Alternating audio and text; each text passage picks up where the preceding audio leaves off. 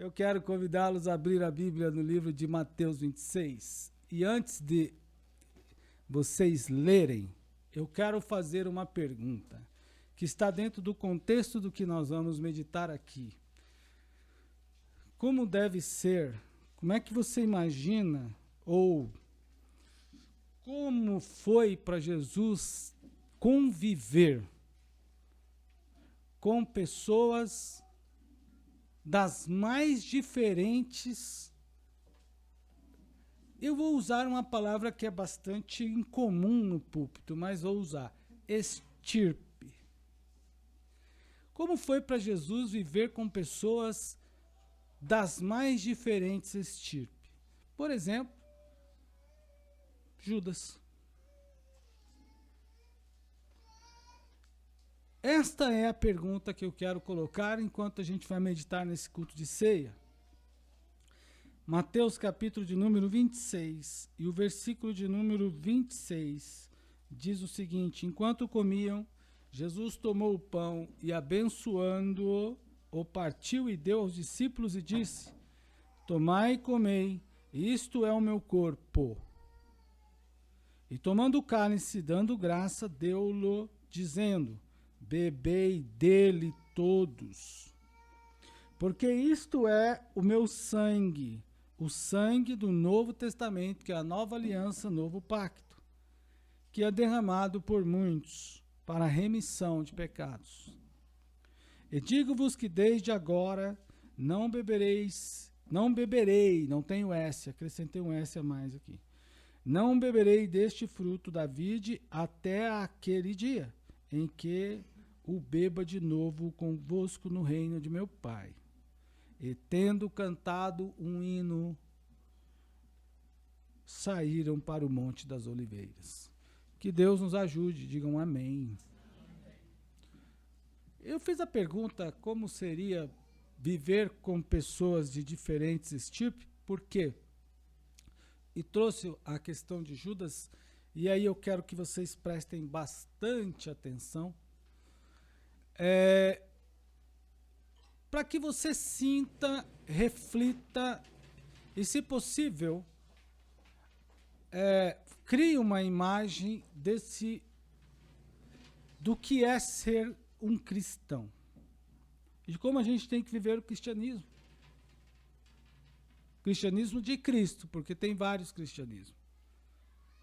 Por exemplo, quando nós lemos os versos de número 6 ao 13, nós vemos Jesus cercado por no mínimo dois grupos de pessoas.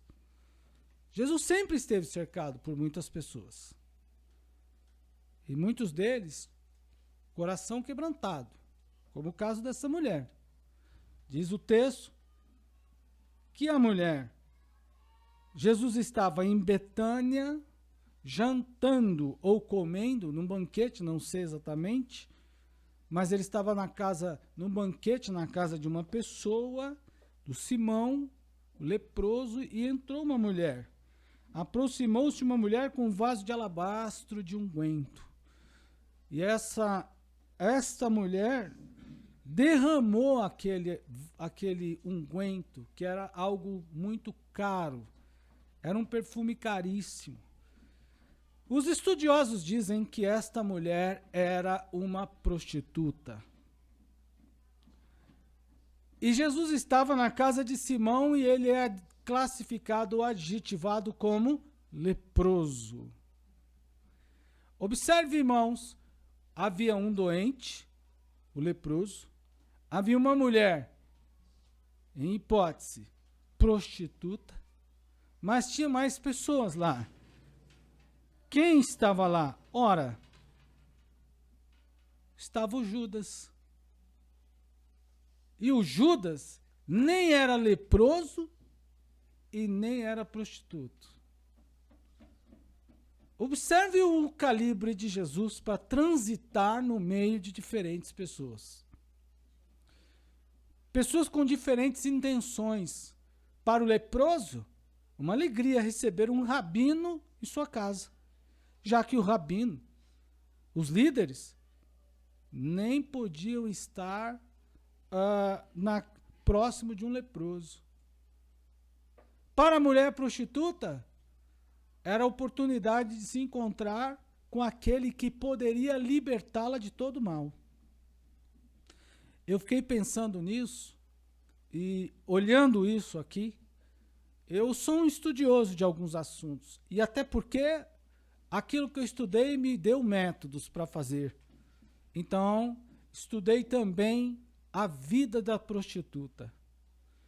Estudei o fim, vi vários documentários, não só de mulher, mas também de homens, e vi o fim da carreira de muitos deles. Assisti vários documentários sobre o fim de carreira de vários desses profissionais, dessas pessoas, vida curta, mas assisti também um documentário, não divulgado nas redes sociais, mas um documentário de produção de final de conclusão de curso, de pós-graduação, inclusive, em que mulheres que passaram mais de 50 anos na prostituição. E o relato dessas mulheres, e agora eu faço uma síntese, por exemplo, irmãos, ao contrário de muitos, por exemplo, dizem, ao contrário do que muitos pensam, é uma história trágica, de tristeza, de opressão profunda. E algumas delas nem conseguem sair, mas estão tão emaranhadas naquela atividade e naquela exploração, não conseguem fazer outra coisa. É horroroso essa situação.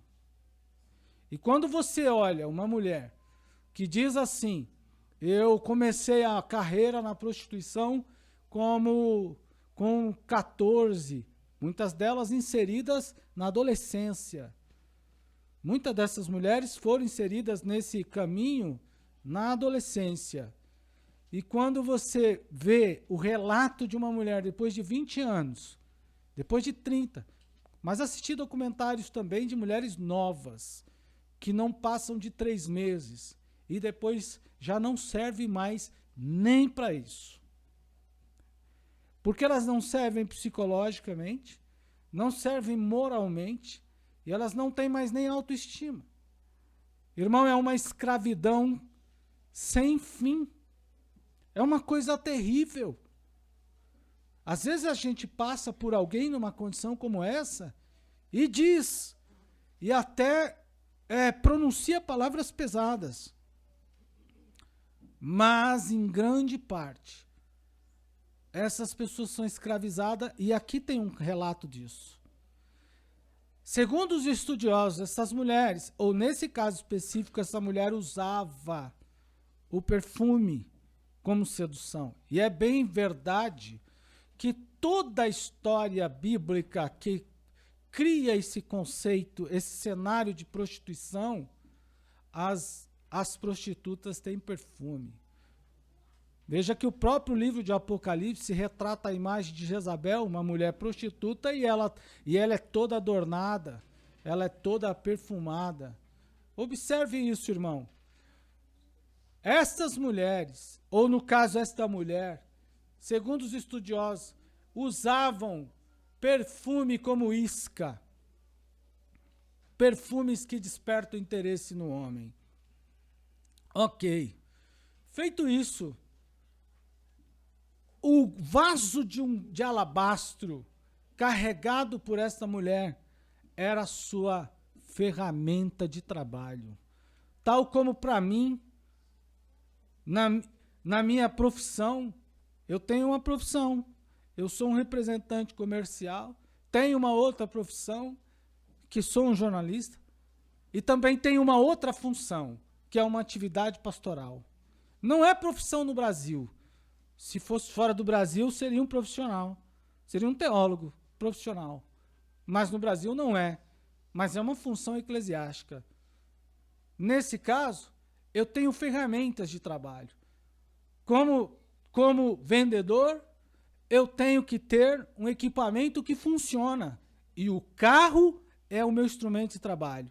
Ele não precisa ser novo, mas ele precisa funcionar. como um jornalista, um gravador de áudio, uma captação de câmera, um microfone, um tripé, tem obrigatoriamente que estar na minha bagagem, na minha mochila. Então, para onde eu vou, eu carrego. Me aparece um recorte de notícia, eu faço. Já fiz vários, já mandei para vários jornais e já publiquei várias matérias. Graças a Deus por isso. Se aparece aquilo que é chamado de furo de notícia, imediatamente a gente produz e publica. Você entrevista alguém e assim acontece. Como pastor, eu tenho que ter a minha Bíblia e o material que me permita exercer o meu trabalho. Entre eles, estudos, pregação, orientação, são ferramentas. Mas qual é a ferramenta de uma prostituta? É a ferramenta de trabalho dela. Quando eu jogo fora a minha Bíblia, eu não quero mais ser pastor. Se eu deixo de lado meus equipamentos de comunicação, eu não quero mais ser comunicador. E se eu deixo de lado o meu sistema de trabalho, de vendas, eu não quero mais ser vendedor. Talvez o que me faça obrigatoriamente, o que me impulsione obrigatoriamente a abandonar a minha carreira, seja eu me desvincular dos meus objetos de trabalho. Se eu me desvinculo do objeto de trabalho, nesse caso, dos que eu citei, pode ser que a minha vida seja transformada, tal como um pedreiro que abandona suas ferramentas, um mecânico que abandona sua oficina e assim por diante. Essa mulher, segundo os estudos, queria se ver livre da prostituição. E ela toma conhecimento de que o mestre, o Galileu porque ele vem de uma região pobre. Quando chamavam de Galileu, não estavam dizendo que ele era de uma elite, estavam falando literalmente no sentido de discriminação por causa da sua região, da região do seu nascimento. É um Galileu. Era uma região pobre. Nazaré, como se fosse mais pobre ainda, é o nazareno, porque era mais pobre ainda. Era o sentido de discriminação mesmo. Nos dias de hoje, seria isso que a gente pode escrever. Mas quando ela toma conhecimento que Jesus está na casa de uma pessoa que sequer podia estar em público, Simão, porque era leproso, não podia sair da rua, não podia estar em comunhão, não podia conviver em sociedade. E ela toma conhecimento também de que ele cura, de que ele liberta, de que ele faz coisas que a nenhum homem foi possível fazer. Oséias retirou a mulher da própria vitrine de vendas, da vitrine de prostituição. Oséias foi lá e comprou a própria esposa que estava sendo vendida no mercado da prostituição. Mas, irmão, agora, essa mulher talvez deve ter pensado, quem é que pode me tirar daqui? Quem é que pode me libertar dessa opressão, dessa vida? E ela soube que Jesus estava lá. E entra até onde Jesus estava. E lá, ela pega aquilo que é a sua ferramenta de trabalho. Ela pega aquilo que é a sua isca, que atrai homens, quebra. E diz o texto, e joga aquilo, veja, com um vaso de alabastro, de grande valor, e derramou. O outro texto diz que ela quebrou o vaso e derramou sobre Jesus. Como quem diz assim, não aguento mais essa vida. Eu preciso ser retirada daqui. Eu preciso ser liberta disso. Eu não quero mais sedução. Eu não quero mais esse tipo de vida. E derramou sobre Jesus. E o que chama atenção é a pessoa que lá estava. Para o Simão leproso, ele deve ter pensado, essa está igual a mim. Porque ninguém podia tirar a lepra de Simão. Quem podia tirar a lepra de Simão, senão Jesus? O sentimento de Simão era o mesmo da mulher. Ambos queriam que a doença fosse retirada. Mas e o Judas? O que queria? O que o Judas queria? Diferente dos dois que eu citei, Judas não queria retirar a doença nem do homem e tampouco tirar a mulher da prostituição. Judas queria tirar lucro do sacrifício da mulher. Imagine, Judas olha para Jesus e dá uma palavra uma profecia que se cumpre na igreja pentecostal brasileira. Jesus, melhor, diz assim, Judas diz assim, então, verso 14, um dos 12, chamado Judas Iscariotes, foi ter com os principais dos sacerdotes. Que me quereis dar para que eu vos entregarei? Até porque o mesmo Judas, o verso de número 9, anterior, não tinha conseguido o dinheiro que queria. Judas queria o dinheiro, o valor que está descrito aqui, ó, o grande valor descrito no verso 7, a Bíblia diz que Judas quis também no verso 9, quis para ele. Porque no verso 9 ele diz aqui, ó, pois este unguento podia vender por grande preço. Foi Judas quem disse. Observe o que Judas disse. A gente podia vender. O que ela está fazendo? Desperdiçando, derramando esse azeite na cabeça, ungindo Jesus, é um desperdício. Poderíamos vender. Mas no verso de número 14 e 15, frustrado por não ter conseguido o unguento para vender e fazer dinheiro, até porque Jesus disse que não era para isso aquele unguento, e a alegação de que os pobres deveriam ser socorridos, Jesus disse que os pobres sempre teriam conosco.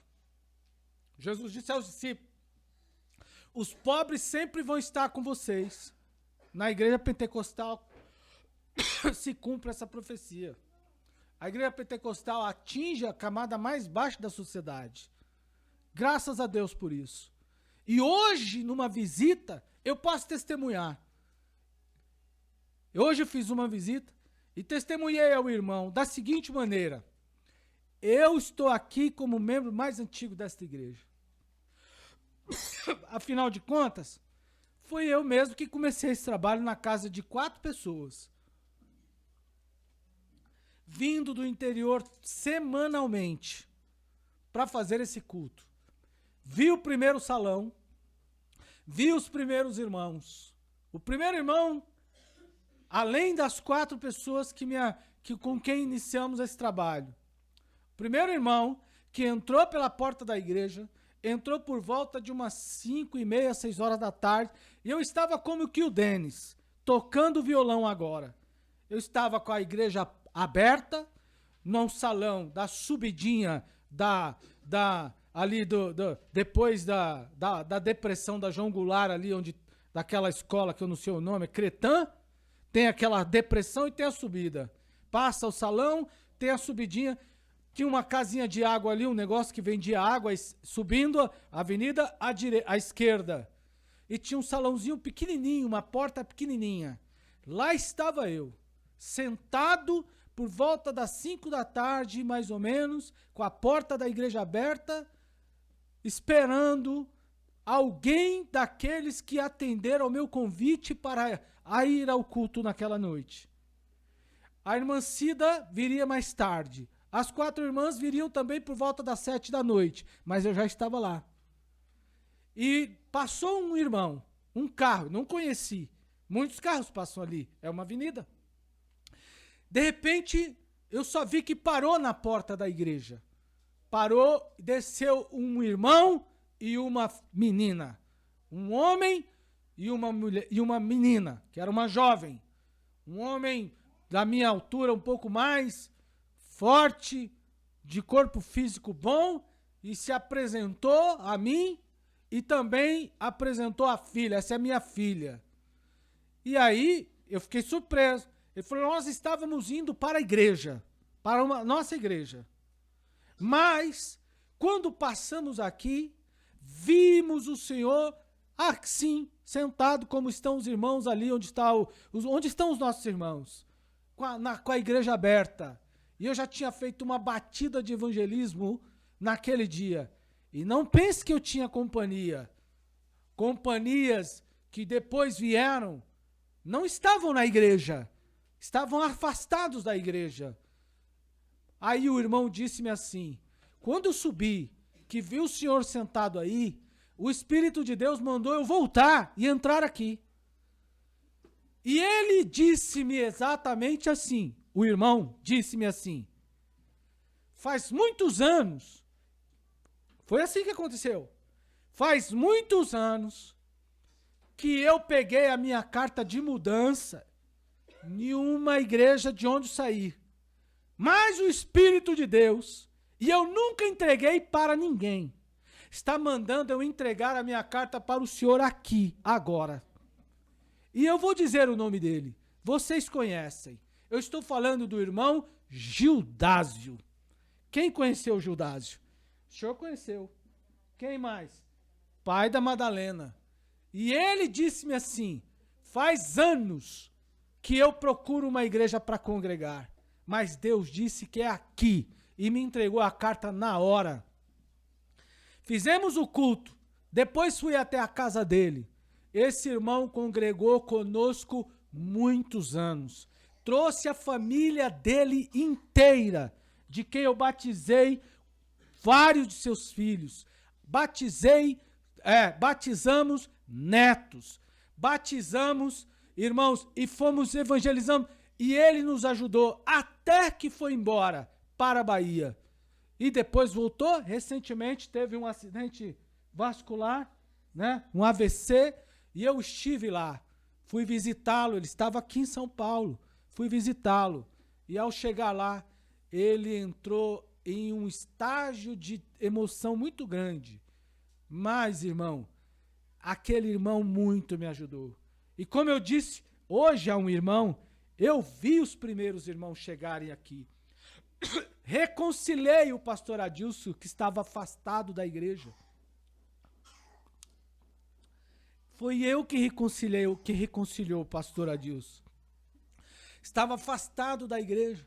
Me lembro da irmã Selma, que não estava congregando. Também trouxemos para a igreja. Foi esse o trabalho. E disse ao irmão hoje: vi os primeiros irmãos comprarem carros na igreja. Vi os primeiros irmãos comprarem carros ruins na igreja. Citei alguns. Citei o do irmão Ivan, por exemplo. Comprou um Verona. Todo bagaceira, desculpe a palavra. Só quebrava. Não era? Só era bonito a cor. Mas pense num carro que deu trabalho. Citei a primeira visita que fiz à sua casa. Quando fui visitá-lo, que um irmão nos levou até lá. Vi os primeiros carros, vi os irmãos chegarem a pé. Vi os irmãos comprarem o primeiro, o segundo. Entrei na casa dos irmãos que vieram congregar e a família não estava bem ajustada. Entrei na casa de irmãos que não eram as coisas separadas. Vou citar alguns nomes. Entrei na casa de irmãos que as janelas eram com plástico pendurado, eram plásticos desses plásticos pretos pendurados. Entrei na casa de irmãos que não tinha porta, e eu posso citar, não é, irmã Janira? Acompanhei o processo. Entrei na casa de irmãos que não tinha porta na casa, morava várias pessoas lá, não tinha divisão de quartos, não tinha divisão de ambiente, Posso citar nome, não é? A Diel ainda não era meu fã naquele dia, mas não que ele seja agora, mas a Renata naquele dia já estava ali, chegando para a igreja, e aquele montoeiro de gente dormindo, tudo no mesmo cômodo na casa. Vamos arrumar isso aqui, vamos separar. Acompanhei o processo. Há poucos dias passei próximo ali da casa do irmão e vi uma mudança. E a Renata disse: o senhor precisa ver a minha casa agora. A irmã de Janira precisa ir ver. Acompanhei esse processo. Eu vi como os irmãos evoluíram. Eu casei pela bondade de Deus. Recebi meninos aqui, crianças aqui, que já fiz o casamento, batizamos, fizemos o casamento deles e também agora já apresentamos seus filhos. Não é, a Mônica? Nem sei se está aqui. Tá lá para cima. Já batizamos a Mônica, fizemos o casamento dela, apresentamos o menino, e se Deus nos der graça e o arrebatamento não acontecer, quem sabe a gente também pode até casar o menino dela. Quem sabe? Batizamos a Joyce, já casamos a Joyce, agora daí para frente, não é? É só aguardar o tempo. Assim com os demais irmãos. Pense, irmão, da mesma forma, Maiara. Agora nós acompanhamos o processo de evolução das pessoas. Vimos isso de perto, temos visto isso de perto. Vimos pessoas se libertarem da igreja. Vi pessoas entrarem na igreja, irmão. E quantos entraram dentro, aqui no templo, entraram viciados. Recebemos os irmãos, trabalhamos com esse irmão. Quantos chupavam bala, não por causa de hálito, mas por causa do cigarro para tentar enganar o pastor? Mas não precisava me enganar. Eu vivenciei isso. E nunca foi problema. E Deus libertou todo mundo. Glória ao nome do Senhor. Irmão, então o que eu quero compartilhar com vocês? Que, olha só, enquanto essas pessoas queriam, por exemplo, libertação, Judas queria lucro. Olha como é conviver com isso, conviver com pessoas diferentes. Hoje nós olhamos para aqui, vemos a igreja cheia como está, mas é importante que vocês também tenham um pouco de conhecimento da história do passado. Nem sempre a coisa foi tão fácil, nem sempre foi tão bonita, nem sempre foi tão boa. Foi muito difícil muitas vezes, e às vezes mais ainda. Mas, irmão, pior do que você não ter ninguém é quando você tem alguém e esse alguém, ele não quer andar com você ou quer andar na contramão de você ou desfazer o que você está fazendo. Isso é o pior. Quando Jesus, que veio para instituir o reino de Deus, olha e recebe aquele leproso, quando recebe aquela mulher que estava cansada dessa vida, ele também estava com Judas, que queria tirar proveito disso. Mas não parou por aí. Mais à frente, os versículos que eu li, Jesus está sentado, fazendo a ceia, celebrando. E o pior, irmão, ele sabia quem Judas era. Ele sabia que Judas já tinha armado. Ele sabia que Judas já tinha arquitetado tudo para o trair. Ele sabia que Judas o entregaria no monte, no jardim do Getsemane. Ele sabia do que estava tudo programado. Jesus, e eu pergunto, em qual momento da história que nós acabamos de ler, Jesus perdeu o equilíbrio? Qual momento da história Jesus perdeu a cabeça? Qual momento da história Jesus perdeu a paz? Irmão, ele senta para comer e ele diz assim: um de vocês é o diabo. Olha que coisa terrível. Um dos que estão comigo, sentados à mesa, é o diabo. Interessante que Jesus não perdeu o raciocínio, não perdeu a inteligência, ele não perdeu a emoção. Jesus manteve centrado. E o que me chama mais atenção, observe, ele literalmente participa do banquete social. Porque do verso 1, aliás, irmão, do verso 17 até o verso de número 23, Jesus está num evento social. É um evento social. No mesmo lugar. E que evento é esse? Um evento de comida. Um evento de bebida. Se vocês lerem, vocês vão ver que ele come, vocês vão ler que ele bebe, vocês vão ler que eles estão ali.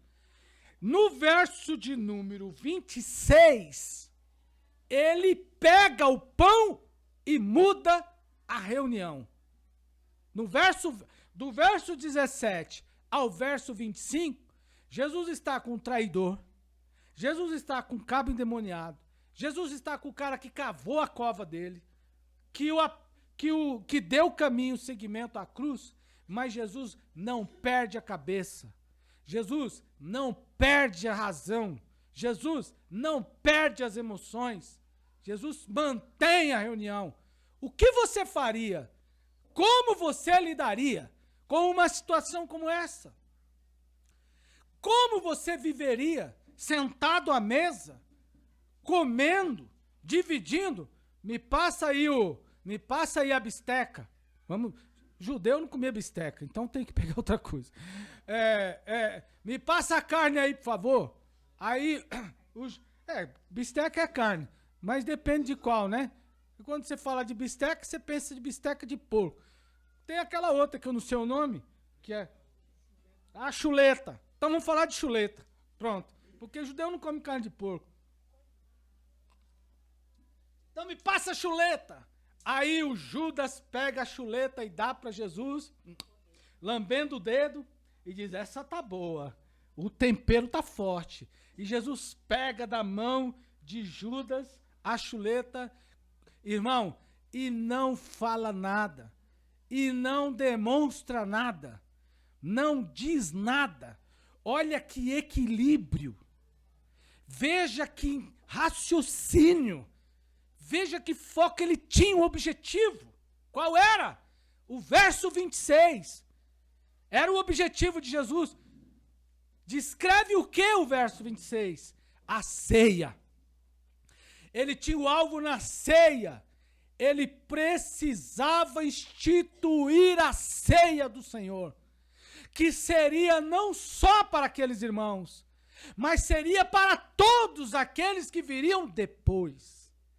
Então, simplesmente fantástico, fantasticamente, Jesus, no verso de número 26, enquanto comiam, veja, eles estavam comendo, enquanto comiam, ele pega o pão, e quando pega o pão, aí ele muda a reunião, ele diz, agora não será mais uma reunião social. Ele diz, e tomou o pão e abençoou. E ele pronuncia o cerimonial da bênção do pão. E a reunião mudou. A partir daquele momento não era mais um jantar, não era mais uma refeição, era ceia. E aonde estava o Judas, traidor, endemoniado? Estava ali. Jesus mandou ele embora? Não. Jesus deixou ele lá. Jesus perdeu a cabeça? Não. Jesus estava angustiado? A Bíblia diz que ele se angustiou mais à frente. Mas ele perdeu a postura? Não. Ele faz o que tem para fazer. Ele cumpre a liturgia do seu cargo, da sua função. E segundo, melhor do que isso, depois de tudo, diz o texto que ele encerra com aquilo que eu acho que todo cantor gostaria de saber. Só há uma referência na Bíblia de que Jesus cantou um hino. E só um hino. E só uma vez. E está nesse texto. Jesus cantou um hino. Ninguém sabe que hino foi. Ninguém sabe que música. Também o escritor não relatou o estado de Jesus ali no momento da música. Não sabemos que tipo de música era. Mas ele canta um hino. Ele está no meio de pessoa. Ele vem de um ambiente confuso, de um ambiente misturado, de mistura, uma palavra muito usada hoje, de plural, de pessoas com diferentes intenções. Ele convive no meio de traidores. Ele foi negociado, ele sabe que ele ali, para a mulher e para o Simão, Jesus era a libertação. Mas para Judas, Jesus era um produto. Porque foi vendido. Para Judas, Jesus era um produto. Como é conviver com alguém que acha que você é um produto? Irmão, e ele não deixou de ser Jesus, porque alguém achava que ele era um produto. Ele cumpre a liturgia do cargo, ele cumpre a sua missão, e canta um hino, e fecha a liturgia. O que eu quero compartilhar com vocês nisso? Eu quero extrair daqui algumas lições para a gente pensar. Primeiro, controle o seu pensamento. Segundo, irmão, primeiro, controle o seu pensamento. Você precisa controlar o pensamento. Jesus não mostrou, está aqui. Ele sabia. Jesus não podia ter sentado o tapa na orelha, desculpa a expressão, do Judas e dizer, vai-te embora logo, Satanás. Não, verbalmente. Embora ele diz, um de vocês é o diabo. E ele falou tão sério que os outros ficaram todos preocupados. Mas ele disse, eu tenho uma missão. Controle o seu pensamento, irmão.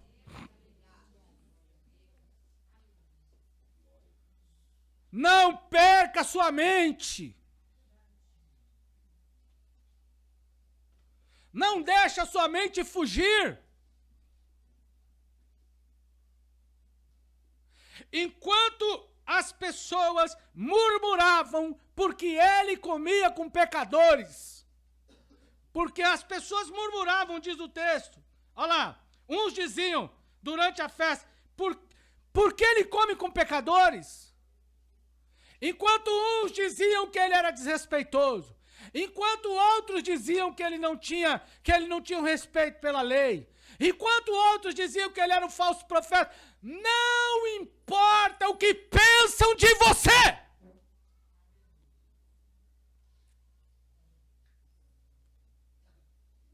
Não importa o que pensam de mim. Eu quero saber o que pensam de mim para que eu possa me policiar. Porque isso me dá referência. Quando alguém diz a mim, pastor, eu pensei que você era isso. Certa vez eu saí com um dos nossos jovens que está aqui, próximo de nós, e fomos comprar um objeto. E paramos para tomar um café de manhã numa padaria, lá no centro da cidade. E esse jovem disse-me assim, na época, disse-me assim, pensava que o senhor era diferente. Ele me deu uma referência. Opa, tem alguém pensando mal. Há poucos dias ouvi dois jovens, um aqui no púlpito, dizer assim, nunca pensei que pudesse ser seu amigo do pastor. Vocês ouviram isso no dia do meu aniversário. Ao sair da igreja, outro me encontrou. Viu? Ela está dando nome. Vitor. Ao sair, outro me abordou lá fora. Lá na escada da igreja.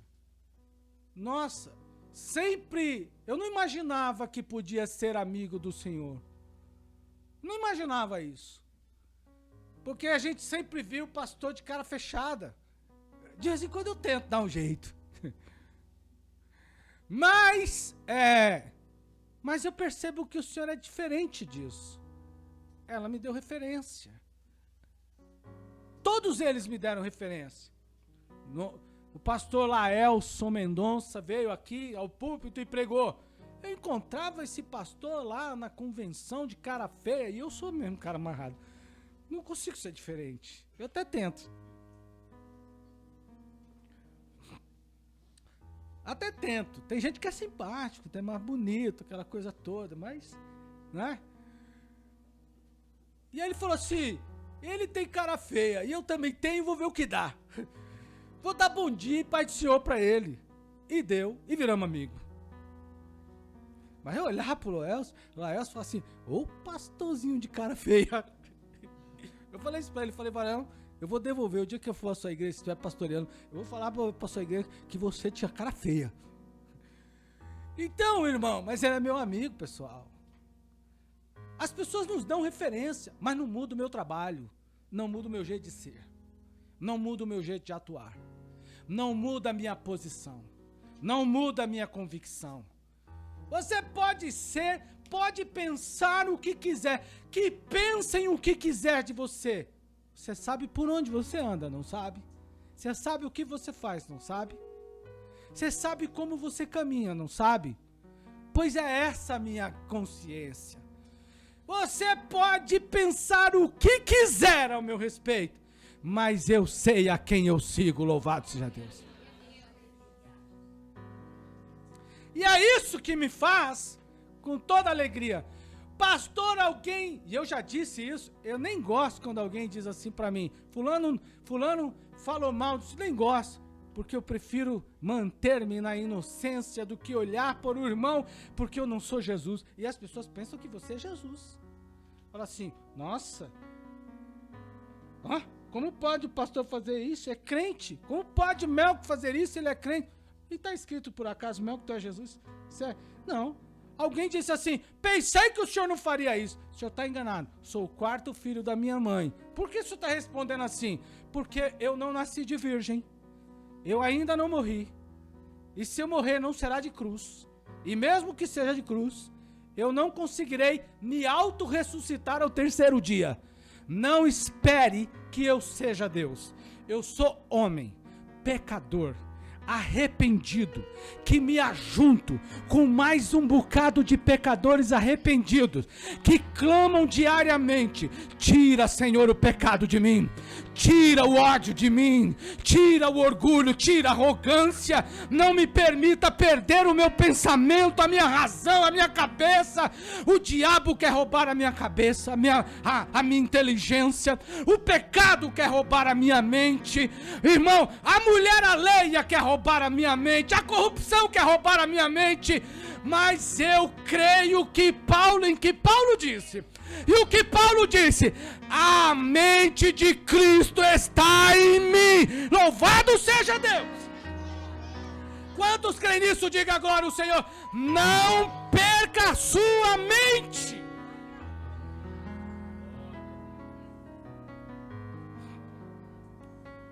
Segunda lição, não perca a sua emoção, o equilíbrio. Não perca o equilíbrio. Seja equilibrado. O evangelho é doutrina. É doutrinação mesmo. Tem um homem violento aí dentro de você. Como tem dentro de mim também. Vou contar um exemplo meu agora. Viemos do encontro de casais. E eu estava já... Irmão, é muito trabalho. Paramos para comer um negócio. E aí, pedimos um lanche. E lá veio o lanche. Eu não sei o que foi que aconteceu, não me lembro exatamente se o lanche que eu pedi não estava bem feito. E eu reclamei, como ontem reclamei também. Ontem fui comprar um sorvete com a irmã Cida, não deu. Aí a mulher me deu o sorvete e falei, mas isso aqui não é o que está ali.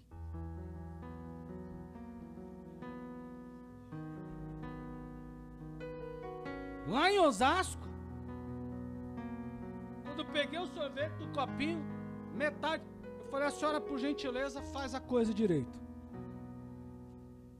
Ontem eu peguei e disse para a mulher na frente da irmã Cida, você está me vendendo pela metade? Eu posso pagar pela metade? Tá faltando pelo menos tá faltando uma boa porcentagem desse produto. Mas eu estava com a Mancida, então fui maleável. Mas lá em Osasco, eu disse, devolve o meu dinheiro. Cancela a compra. Mas nesse dia do encontro de casais, o último, veio o lanche. E eu não lembro, mas os irmãos que estão aqui comigo se lembram bem. E eu reclamei. E comecei a reclamar com o dono, com o garçom. E ele não corrigiu. E eu imediatamente falei exatamente assim: você está me vendendo, acho que é mais ou menos assim, um lanche de merda.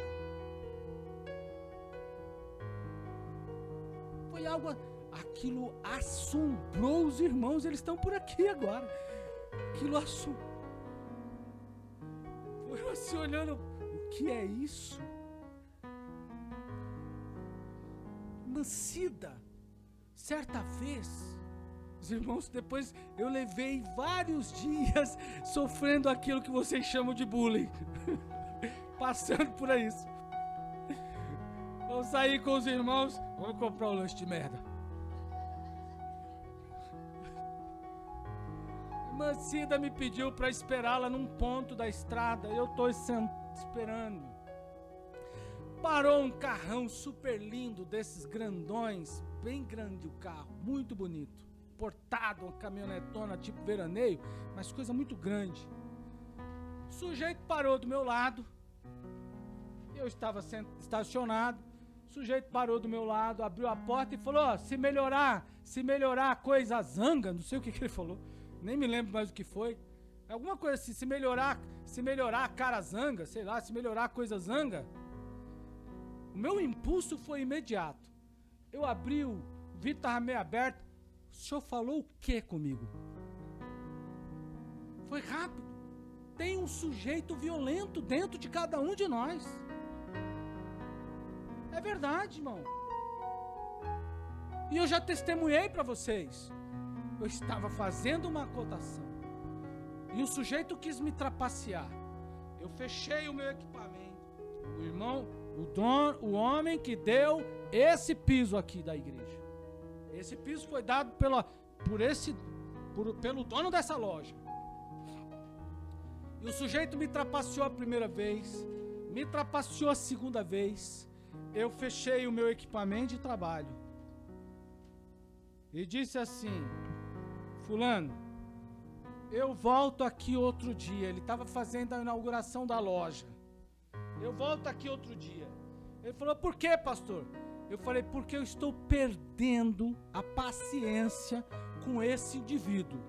Nós estamos no segundo andar. Se eu continuar aqui e ele continuar fazendo o que está fazendo, um dos dois vai descer pela escada. Então eu quero manter a minha paz, porque isso aqui não vai tirar a minha paz. Se eu perder, então vai ficar ruim para nós dois. Tem um sujeito violento, agressivo, dentro de cada um de nós. Quantos aqui são diferentes um do outro, irmão? Quantos aqui não são assim? E Jesus não convive no nosso meio, não nos cura, não nos batiza, não nos liberta, não nos salva. Alguém aqui pode dizer que Jesus não operou na sua vida? Jesus amarrou o leão que está dentro da minha vida, amarrou o agressor dentro da tua, amarrou o xingador dentro da outra. O evangelho é doutrinação. Tem um homem violento aí, bruto, arrogante dentro de você, mas o evangelho silencia este homem, amarra este homem, joga este homem ao chão. E Jesus diz assim: quem manda na sua vida? Quem manda na sua vida? O dia que o irmão, obreiro da igreja, começou a me agredir fisicamente, começou a me esmurrar fisicamente, por causa de questões de trabalho, e segurava pelo braço e batia, me chamava de negro, de preto, desgraçado, que eu tinha que morrer. E dando murro sobre murro, e eu dizendo, para irmão, nós somos crentes, para irmão, nós somos crentes. E ao invés de eu grudar aquele sujeito, cravar os dentes na orelha dele, arrancar, que nem fez o Mike Tyson, e depois bater nele porque ele era idoso, eu comecei a clamar ao Senhor. E ele disse, eu vou entrar e vou pegar uma faca e vou cortar você inteiro. Eu peguei meu carro e corri para a igreja. E quando cheguei lá, encontrei o pastor que tinha me ensaboado dias anteriores por causa de uma fofoca de pessoas. E encontrei o pastor e disse, pastor, eu estou muito nervoso, mas eu vou ficar calmo para falar. E contei para ele, não perca suas emoções. O irmão me pagou os quase 10 mil reais que me devia na justiça, porque o pastor me direcionou. E ele disse, o que é que você vai fazer? Eu disse, o senhor quer saber o que eu estou com vontade de fazer? Ou o senhor quer saber o que eu vou fazer? E ele disse assim, eu quero saber o que você vai fazer. Eu falei assim, eu vou fazer o que o senhor mandar eu fazer. O que o senhor disser para eu fazer, eu vou fazer. Porque se eu fazer o que eu quero fazer, com certeza não é o que o senhor quer que eu faça. E nem o que Deus quer que eu faça. Então me diga o que eu vou fazer. E ele disse, vá para casa, ore a Deus, depois da oração, deixa baixar poeira, procura advogado, entre na justiça. Eu fiz exatamente como o pastor mandou, mas eu não perdi o juízo, eu não perdi a razão, eu não perdi a emoção.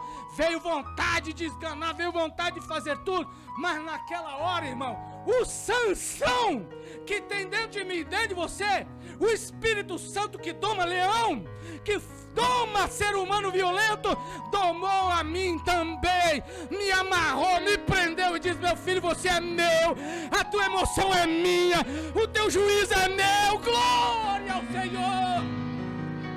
Eu venci a causa, mas não venci senão por outro motivo, a não ser esse, o Senhor foi comigo. E a última, irmão,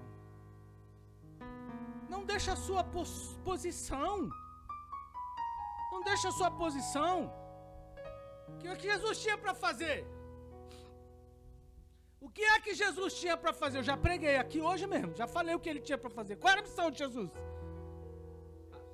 Fazer a ceia, instituir a ceia do Senhor.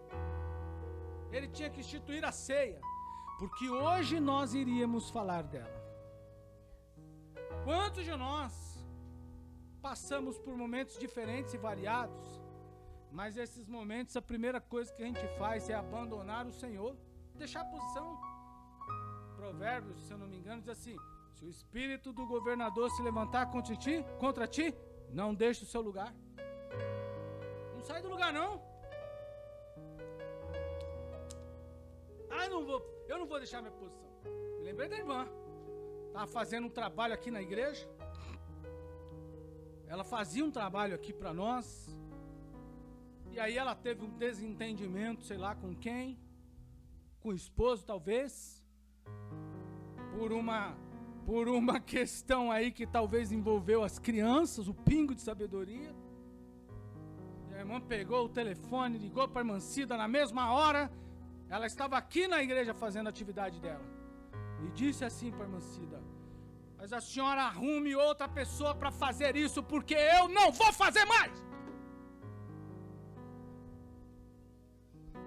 E saiu. E deve ter deixado o material em qualquer lugar. A irmã Cida sabe onde encontrou.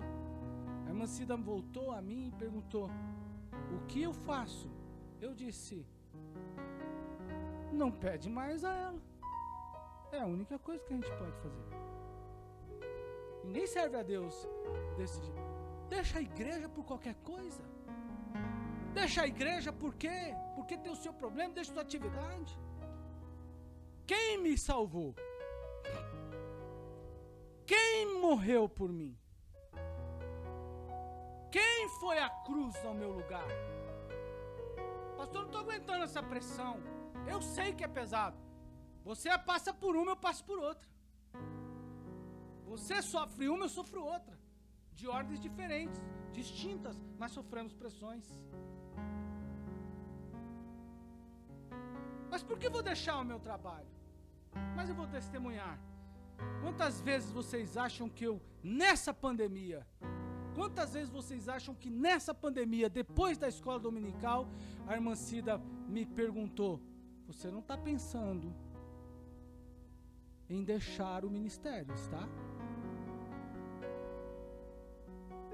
Quantas vezes eu fiquei desmotivado? Quantas vezes eu entrei aqui à igreja, nesse tempo, com vontade de não querer voltar mais? Vocês perceberam isso alguma vez? Algumas pessoas aqui dentro que já conseguem fazer uma leitura, no dia seguinte ou no mesmo dia, pastor, o senhor está bem? Estou bem, estou caminhando com Jesus. Mas eu não posso deixar o meu posto. Eu tenho alguém que me chamou. Alguém me comissionou. Alguém morreu por mim. Eu não sou um produto de mim mesmo. Eu não sou a causa e nem consequência de mim mesmo, ministerialmente falando. Quem eu sou? Eu sou resultado da obra do meu Salvador. Por que eu estou aqui? Porque eu quis? Claro que não. Não estou aqui porque eu quis. Estou aqui porque o meu Salvador me chamou e mandou que eu viesse aqui. E o dia que Ele quiser que eu não esteja mais aqui, Ele vai me tirar daqui e eu sairei com muita alegria, porque enquanto eu estive aqui cansado, eu fiz, moído eu fiz, traído eu fiz, caluniado eu fiz, humilhado eu fiz, xingado eu fiz. Eu não deixei de dizer a nenhum de vocês que Cristo é o Senhor da nossa vida, que Cristo muda o nosso lar, que Cristo limpou a nossa vida, tirou-nos do pecado, purificou-nos com seu sangue. Humilhado, aborrecido, entristecido, sem vontade, eu disse a vocês, busque o batismo com o Espírito Santo, que o Senhor vai te renovar diariamente. Jesus é o Senhor. Quantos podem adorar o Senhor? Levante a sua mão por um minuto e adore ao Senhor. Por um instante adore ao Senhor. Aleluia!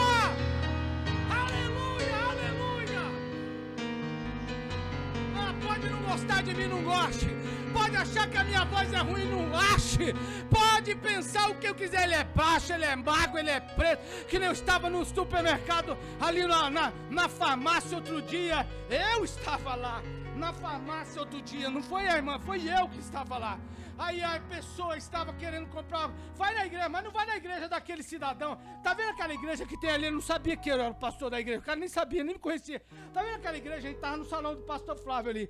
Tá vendo aquela igreja? Não vai naquela igreja lá, não, porque o pastor de lá é um pastor não sei o que. O cara nem me conhecia. Falando de mim e nem me conhecia. E aí quando terminou. Quando ele terminou, que chegou a minha vez, eu comprei o remédio, eu fui para lá para comprar o remédio, eu comprei o remédio. Se eu não comprasse o remédio, o prejudicado não era ele, era eu. Então deixa ele para lá. Foi ele que morreu. E o dia que ele entrar lá na igreja e ouvir ou aqui, ele vai ver o pastor que ele estava falando mal. E ele vai ter que, como disse o Zagalo, me engolir. Mas o nome do Senhor Jesus será glorificado. Eu não paro de pregar, eu não paro de anunciar.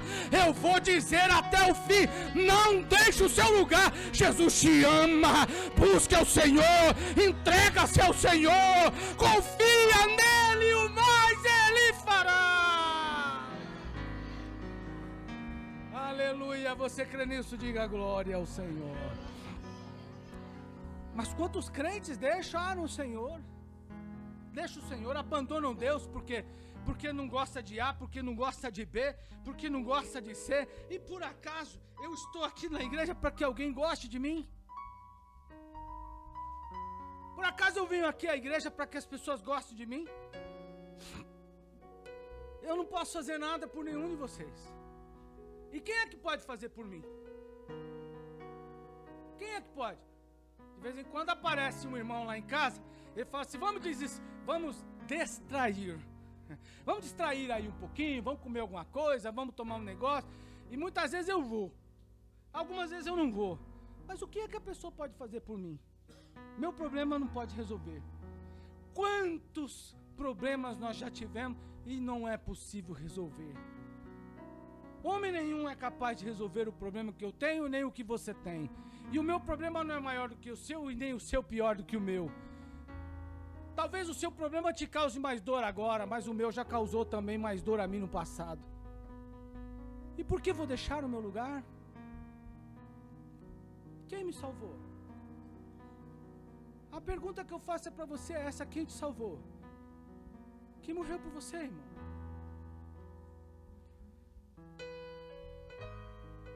Olhe para mim. Use o modelo. Hoje eu dei um modelo para você de uma pessoa que conhece a situação, conhece as pessoas, conhece as intenções, sabe quem são as pessoas que estão ao seu redor, que tinham uma missão para fazer e nada disso influenciou. Que Deus feche hoje o nosso coração para todas as pessoas, todos os ataques que venham de fora. Eu, Senhor, quero ouvir tudo aquilo que é dito a meu respeito, mas me ajude a transformar tudo isso em sinalização, que me sirva como parâmetro, mas me ajude a viver o Evangelho de tal forma que somente Ti, Senhor, conseguirá e pode, é o único capaz de me tirar do lugar. Nem o diabo, nem ninguém mais conseguirá tirar-me do lugar. Ninguém conseguirá tirar a palavra do meu Deus da minha boca. Enquanto eu estiver, não importa o estado que eu esteja, eu vou testificar que Jesus é o Senhor, porque a minha convicção não está nos bens materiais que eu possuo, nem na boa relação que eu desfruto. A minha convicção está no Cristo ressuscitado ao terceiro dia. A minha certeza não está na igreja cheia, porque isso não me alegra. A minha certeza da presença de Deus não é os bancos cheios como estão hoje, não é a orquestra bonita, não! Isso alegra o meu coração. Mas a minha alegria está que o meu Senhor ressuscitou. Aleluia! E assim como muitos de vocês que hoje aqui estão, eu estou aqui para junto de vocês, pecadores, abrir o meu coração e dizer: Senhor, eu estou arrebentado, moído, traído, torcido, esbagaçado, seja como for, mas eu não saio do meu lugar, e eu só sairei o dia que o Senhor vier me buscar. Maranata, vem, Senhor Jesus. Você tem essa certeza? Se tem, fique em pé comigo agora. Se tem essa convicção, fique em pé comigo agora. Às vezes, é preciso fazer como fez Jesus. Cante um hino. E o melhor, olhe para mim, se puder. Cante um hino de uma forma que ninguém consiga saber. Cante um hino que ninguém nunca mais saberá que hino você cantou. Eu não sei, alguém sabe? Eu também não sei. Mas a Bíblia diz que ele cantou. Tem hora, irmão. Fecha. É você e Deus. É você e o Mestre. E o Mestre que te vê, que sabe o que você está passando, ele conta tudo. Os dias eu estava tão angustiado, muito angustiado, e eu não deixei o meu lugar. Mas terminou um culto aqui, e uma pessoa me procurou. e contou-me uma revelação de Deus. Eu não disse para ela nem que sim, nem que não. Com o mesmo semblante que eu recebi, ela contou, terminei. Ela saiu sem saber se eu recebi ou não recebi. Mas aqui, no meu interior, eu disse: Senhor, obrigado. Porque só o Senhor, que sabe como eu estou, foi capaz de falar para essa mulher que não sabe se eu aceitei ou se eu não aceitei o que ela está dizendo. Mas a ti a honra e a glória.